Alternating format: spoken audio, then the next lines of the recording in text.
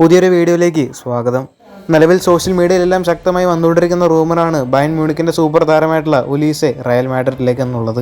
കഴിഞ്ഞ ദിവസം Florentino Perez വ്യക്തമാക്കിയത് ഇങ്ങനെയായിരുന്നു: വരുന്ന ചൊവ്വാഴ്ച ഞാൻ 150 മില്യൺ യൂറോയുടെ ഒരു ബിഡ് വെക്കാൻ പോവുകയാണ്. ചാമ്പ്യൻസ് ലീഗിൽ കളിച്ചുകൊണ്ടിരിക്കുന്ന മികച്ചൊരു യുവതാരത്തിനെയാണ് ഞങ്ങൾ സ്വന്തമാക്കാൻ പോകുന്നത് എന്നും ഫ്ലോറന്റീനോ പെരസ് വ്യക്തമാക്കിയിട്ടുണ്ടായിരുന്നു. ക്രിസ്ത്യാനോ റൊണാൾഡോ കക്ക ലെവൽ സൈനിങ് ആയിരിക്കുമെന്ന് കൂടി അദ്ദേഹം പറഞ്ഞിട്ടുണ്ടായിരുന്നു. അതിനുശേഷം പുറത്തു വന്ന റൂമറായിരുന്നു മൈക്കൽ ഒലീസെ റയൽ മാഡ്രിഡിലേക്ക് എന്നുള്ളത്.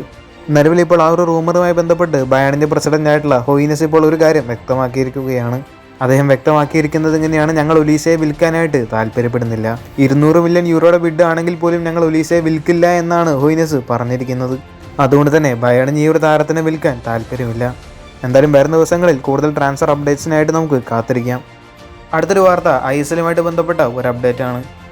ISLിന്റെ നടത്തിപ്പുമായി ബന്ധപ്പെട്ടുള്ള ഒരു അപ്ഡേറ്റ് ഇപ്പോൾ പുറത്തു വന്നിട്ടുണ്ട്.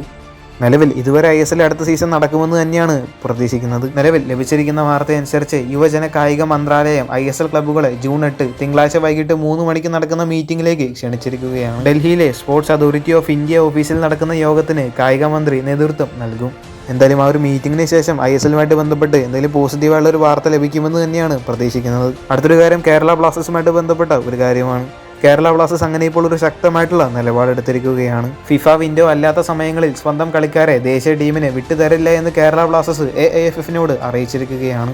ഈ വാർത്തകളുമായി ബന്ധപ്പെട്ട അഭിപ്രായങ്ങളെല്ലാം താഴെയൊന്ന് കമന്റ് ചെയ്യുക. കൂടുതൽ ഫുട്ബോൾ വാർത്തകൾ അറിഞ്ഞായിട്ട് ചാനൽ സബ്സ്ക്രൈബ് ചെയ്യുക. അടുത്തൊരു വീഡിയോ ആയിട്ട് നമുക്ക് വീണ്ടും കാണാം.